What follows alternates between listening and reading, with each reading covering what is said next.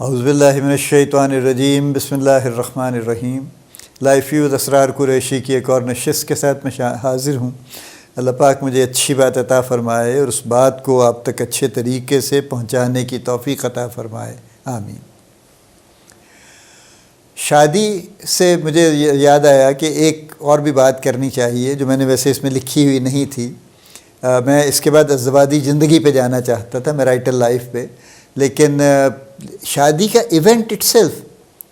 ایک بڑا امپورٹنٹ واقعہ ہے جس میں اس میں بھی بڑے مسائل ہو چکے ہیں، ٹھیک ہے۔ دیکھیے، جیسے میں نے کہا نا پچھلی نشست میں کہ اونر بنیے نا، آپ اون کیجئے نا چیزوں کو۔ ایک تو یہ جہیز شیز کے جو معاملات ہیں، اپنا دماغ سیدھا کر لیجئے اس پہ۔ آپ نے لینا ہے تو لے لیجئے، پھر why do you apologise on that? اور اگر آپ نے نہیں لینا ہے تو پھر آپ انسسٹ کیجئے کہ آپ کو نہیں چاہیے، کسی ایک طرف ہو جائیے۔ نہیں ہمیں نہیں چاہیے، بس جی بیٹی دے دیں جی، ہمارے لیے تو بیٹی ہی سب کچھ ہے۔ ہاں ویسے آپ دیکھ لیں کوئی گاڑی شاڑی دے دیں لڑکے کو چھوٹی موٹی، تو فلانا کر دیں تو یہ کر دیں، فرنیچر تو آپ دیں گے ہی نا جی، فریج ٹی وی تو آپ دیں گے ہی، کوئی لاؤنج کے لیے صوفہ بھی دیں گے آپ۔ کیا ہے یہ منافقت کے علاوہ؟ Let's be honest with ourselves. مجھے یاد ہے جب ہم کالج میں پڑھتے تھے نا، تو ایک دن پتہ نہیں کیوں ہم 4-5 کلاس فیلوز بیٹھے ہوئے اور بڑی لمبی چوڑی گفتگو ہو گئی سوشل ایشوز پہ، سارے انقلابی بن رہے تھے کہ ہاں جی بالکل، جب میری شادی ہوگی تو میں ہرگز جہیز نہیں لوں گا، ایک کیل بھی نہیں لوں گا، اور یہ ساری گفتگو ہو گئی۔ اور ایک طرح سے اس گروپ نے، جو بھی 4-5 لوگ بیٹھے تھے، انہوں نے یہ طے کر دیا کہ جی ہم نے یہ عہد کر لیا ہے کہ میری شادی ہوگی تو میں جہیز نہیں لوں گا، ٹھیک ہے، لڑکی والوں کو منع کر دوں گا۔ ٹھیک ہو گیا جی۔ باہر نکلے تو ایک صاحب مجھ سے کہنے لگے، میرا ہی کلاس فیلو، کہنے لگے یار وہ ہم نے بہت تقریر تو بہت کر لی ہے، آپس میں طے بھی کر لیا ہے، لیکن اگر وہ کچھ نہ لائی تو میرے گھر میں تو کچھ نہیں ہوگا۔ ٹھیک ہے، سو لہٰذا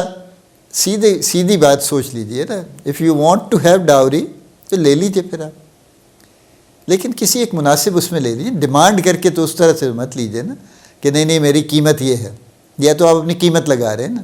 کہ میری قیمت ایک آلٹو ہے یا کرولا ہے یا جو بھی ہے، وہ نہ لگائیں۔ اپنی سہولت کے مطابق وہ جو دیتے ہیں آپ ان کو منع نہیں کریں گے، تو دینا تو ہے، ان کو بھی پتہ ہے، ہر لڑکی کے ماں باپ کو پتہ ہے کہ انہوں نے لڑکی کو جہیز دینا ہے، یہ گیون ہے، لکھا ہوا قانون ہے، یہ بنا ہوا ہمارے ہاں، ٹھیک ہے۔ اگر کوئی منع کرتا ہے تو بھی وہ باز نہیں آتے، ان کی تسلی نہیں ہوتی، وہ کہتے ہیں نہیں، انہیں یقین نہیں آتا، اصل میں انہیں یقین نہیں آتا کہ یہ واقعی یہ کہہ رہے ہیں، انہیں لگتا ہے یہ ویسے ہی تکلفاً کہہ رہے ہیں، تو اگر ہم نے نہ دیا تو کل کو ہماری بچی کو تانے دیں گے رات دن کہ تمہارے ماں باپ نے کچھ نہ دیا، تو اس لیے بہتر یہ ہے کہ اس کو دین کے منع کرنے کے باوجود دے دیں، ٹھیک ہے۔ وہ کوئی ریئر کیس ہے جہاں پہ لڑکا اتنا سٹینڈ لے لیتا ہے کہ وہ کہتا ہے کہ جی نہیں، سوال ہی پیدا نہیں ہوتا، کوئی جہیز لیا دیا نہیں جائے گا، کچھ بھی نہیں ہوگا، بس پیریڈ۔ لیکن وہ ریئر نہ ہونے کے برابر ہے۔ اینی لیکن میں جو اگلی بات جو آج کرنا چاہتا ہوں نا، وہ شادی کا ایونٹ ہے۔ شادیوں کے ایونٹ ہمارے یہاں آپ کو پتہ ہے نا، بہت ہی اس میں 2 مسائل ہیں۔ ایک تو یہ ہے کہ وہ بہت پھیل چکے ہیں، یعنی ایک فنکشن ہے، پھر دوسرا ہے، پھر تیسرا ہے، پھر چوتھا ہے، پھر 5واں ہے،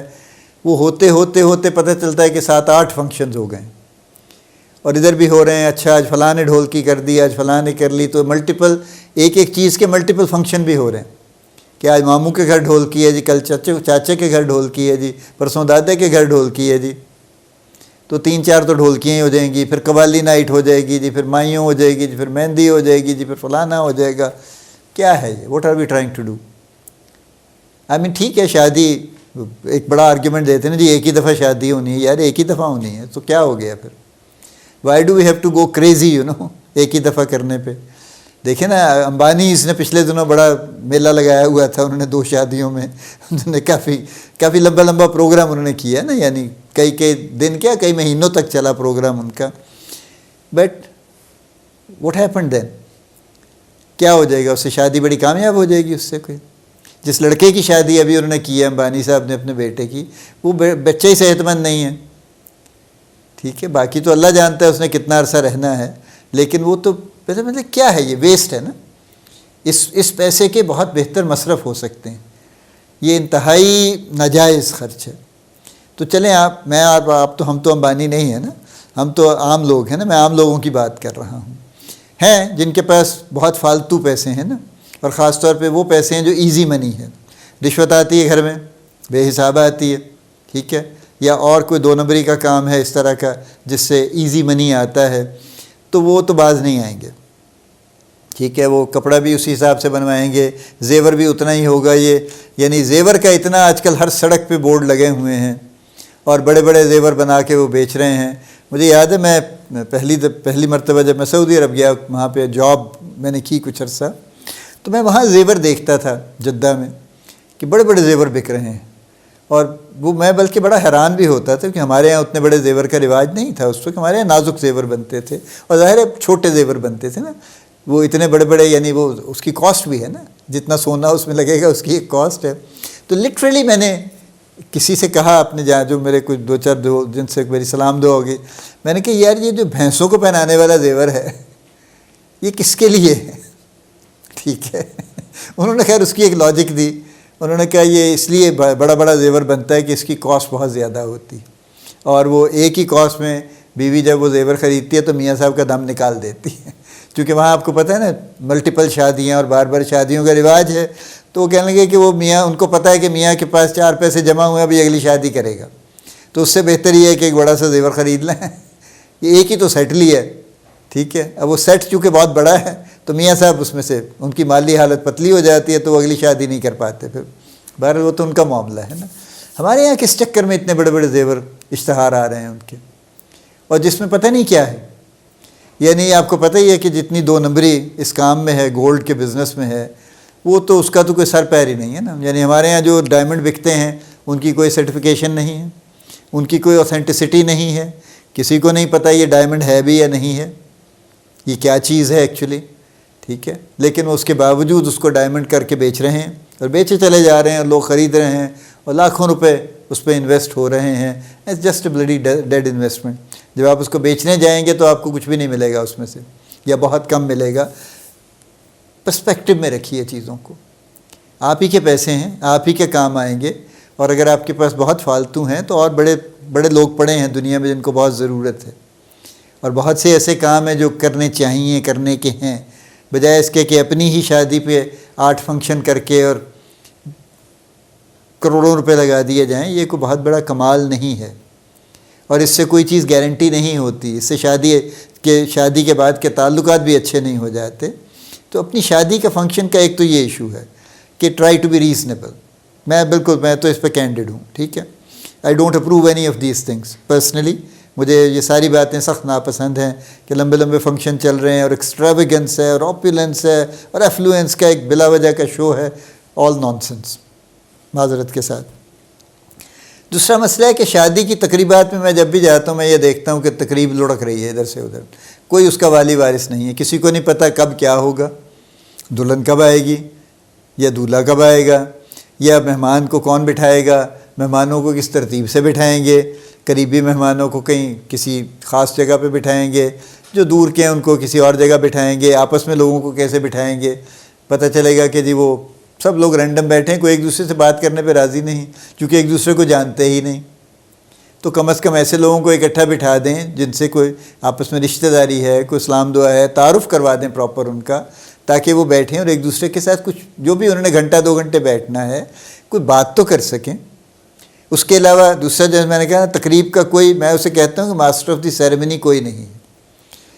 موسٹ آف دی میرجز میں دیر از نو ماسٹر آف دی سیریمنی، کہ جو اس سیریمنی کو لے کے چل رہا ہو کہ اچھا اب یہ ہوگا، اب یہ ہوگا، اب یہ ہوگا، ٹھیک ہے۔ کھانے کی مجبوری ہے لاہور میں خاص طور پہ، چونکہ ٹائم فکس ہے تو 9 بجے کے آس پاس کھانا تو کھلانا ہی ہوتا، تو لہذا کھانا تو پھر وہ بھی انسسٹ کرتے ہیں ہال والے بھی کہ جی اب آپ کھانا کھلائیں لوگوں کو اپنے، اس لیے کہ ہم نے ہال بند کرنا ہے، ٹھیک ہے۔ لیکن ادروائز کسی کو کچھ پتہ نہیں ہوتا کیا ہو رہا ہے، اب کیا ہوگا نہیں ہوگا، کتنا ٹائم کس چیز پہ لگے گا۔ اور بڑے میں ایک اور بات جو میں کہتا ہوں کہ یار آپ دفتر میں اتنے بڑے مینیجر ہیں، آپ بڑا کلیم کرتے ہیں مجھے بڑی مینجمنٹ آتی ہے، میں بہت آرگنائزڈ آدمی ہوں، میں تو اتنا بڑا بزنس چلا رہا ہوں، میں اتنا بڑا جاب میری چل رہی ہے، میں انتہائی اچھے طریقے سے اس کو چلا رہا ہوں، تو اپنی شادی کا یا اپنے بچوں کی شادی کا فنکشن تو ڈھنگ سے کر لیجئے، پھر اس میں آپ کی مینجمنٹ کدھر جاتی، اس میں مینجمنٹ فوت کیوں ہو جاتی؟ کیا وہاں مینجمنٹ اپلائی نہیں ہوتی؟ وہاں بھی ہوتی ہے۔ تو دوسرا پر پرابلم یہ ہے. تو سم اپ یہ ہے بات کا کہ شادی کے فنکشنز میں جو ضیاع ہے، جو ویسٹیج ہے، اس کو جس حد تک کنٹرول کر سکتے ہیں ضرور کیجیے. اور دوسری بات یہ ہے کہ کسی نہ کسی کو سیریمنی کا انچارج بنائیے، کسی ذمہ دار آدمی کو. اگر آپ خود نہیں بننا چاہتے چونکہ آپ اور طرح سے مصروف ہوں گے، تو کسی مناسب آدمی کو اس کا انچارج بنائیے اور اس سے طے کیجیے. اس کی مرضی پہ بھی نہیں چھوڑیں گے، اس سے طے کیجیے کہ کب کیا ہوگا. اور جو لوگ اس کو ادھر ادھر بھٹکانے کی کوشش کریں، پھر اپنا وزن ڈالیے تاکہ وہ چیزیں اس طرح سے ہو جائیں. تو پھر آپ کی شادی کا فنکشن بہت اچھا ہوگا، آپ کو ہی اچھا لگے گا الٹیمیٹلی، اور جو لوگ آئیں گے ان کو بھی اچھا لگے گا. اللہ پاک آپ کو بڑی کامیابیاں عطا فرمائے. اللہ پاک آپ کا حامی و ناصر ہو، ہم سب کا حامی و ناصر ہو. آمین.